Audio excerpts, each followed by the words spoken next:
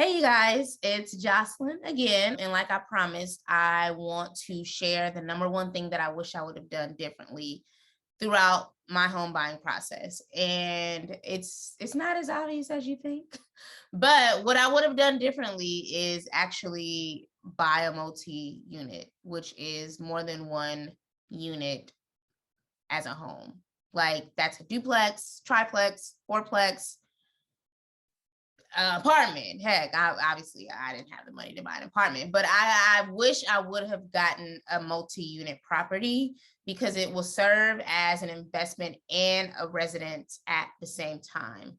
Now, let's be clear. I do believe that my home is an investment.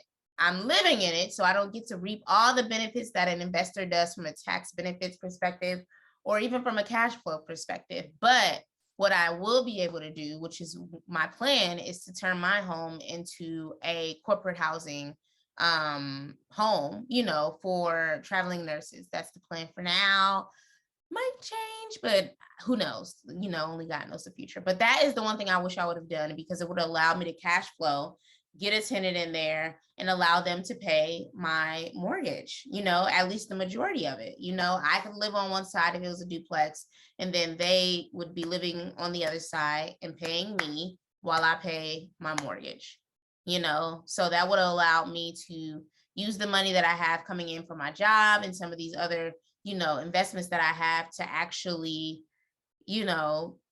do more with my money. Like right now, like I don't pay much for, I shouldn't say that, I am paying much, but my whole check doesn't go to my mortgage, and I'm thankful for that.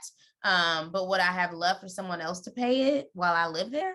Absolutely. So the only reason I didn't do that is because where I live, multi-units aren't really available. They're not available like that. Like I live in the South, and usually like duplexes, they do have duplexes here, but it's usually like something that's super duper old, and I didn't want that because who has time for repairing? And then or they are super duper new, and the new ones that I found didn't have garages. Like again, I live in the South, I live in Texas, and it is hot, hot, hot out here, okay? And I can't have my car out in that Texas heat. I couldn't do it. I needed a garage. It was a non-negotiable. We're going to talk about creating your non-negotiables as well on another video because people don't realize what they absolutely need that's not even on your list. So we'll talk about that. But for me, having a garage was non-negotiable. I also work out at home. I need to be able to work out.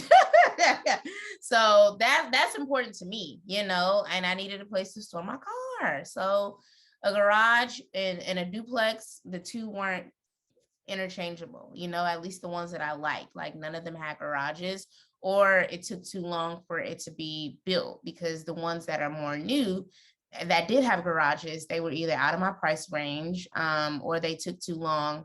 Like I needed to move before it was going to be available. So it didn't work out. But if you live in like a California, if you live in a New York, a Maryland, a DC, a Philly, like please check out, multi-unit properties. Again, those are duplexes, triplexes, fourplexes. And if you are a first-time home buyer, you can still use FHA to put down as little as 3.5% or a conventional loan to put down as little as 3% as a down payment. You cannot do that once you are out of this first-time home buying world, unless it's time to buy a completely new home and you plan to live in it.